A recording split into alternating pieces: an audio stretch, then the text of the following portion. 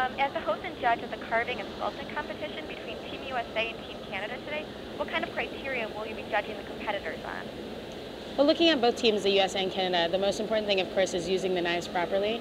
We really wanted to demonstrate that the Chicago cutlery knives are nice and sharp and are able to cut through the cheese and really help them make these monuments look real. So we're looking at that, and also, of course, creativity. Both teams sort of are able to bring creativity and use their own artistic sort of interpretation of the monument. So it was really cool to see. Okay, great. So I also read that you're going to be helping some home chefs nationwide learn the basics of dicing, chopping, and storing their knives. Can you give our readers any hints of what some of your tips might be?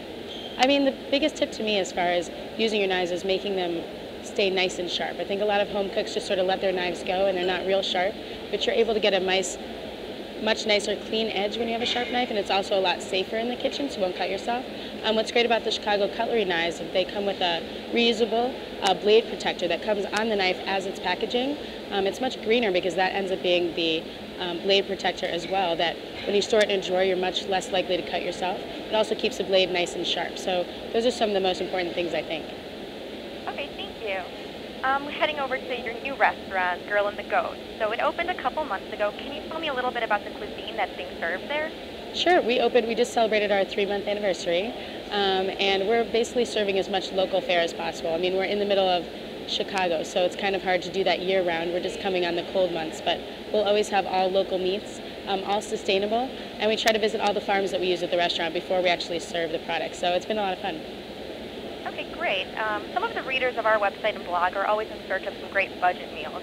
As a chef who cooks gourmet meals, can you give us any tips on how to make a gourmet-tasting meal that won't break the bank? Yeah, I think one of the biggest things that you can do is actually getting whole animals. Let's say you go to the store and you get a whole chicken. You can break that down yourself and save a lot of cost. You can use the breast for one meal and then perhaps the legs for something else, and you can still use the bones to make a stock. As long as you have like a great set of nice sharp knives, you can get off things nice and cleanly. You can really get as much out of that bird as possible. So using whole birds, whole fish, things like that, it's a good way to save money, and you can get a lot of meals out of one piece of protein. Okay, thanks. My next question is, so you were born in Evanston, Illinois, which is actually about 10 minutes from where I live right now. But how was your upbringing and your proximity to Chicago? How has that affected your cooking style over the years?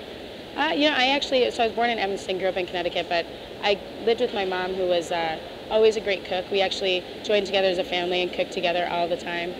We got together each week and designed the menu for the week, so just doing really comfortable food and having fun in the kitchen really affected the style that I have now, because I think that's some of the most important things. It's all about just flavor and having a good time. Great, and my last question is, can you give me what your favorite go-to meal to cook is when you're at home, kind of lounging around? I think my favorite go-to meal is pasta, and sort of making nice fresh sauces to go with it. I eat a lot of whole wheat pasta just to be a little healthier, but just grabbing fresh produce from the market and just making, you can even take some sauce that you have and just add a little flair to it with some chopped mushrooms or different meats. It's just really simple, really comforting, so that's pretty much my go-to at home. Okay, great. Well, those are all the questions that I have. Thank you. Thanks again.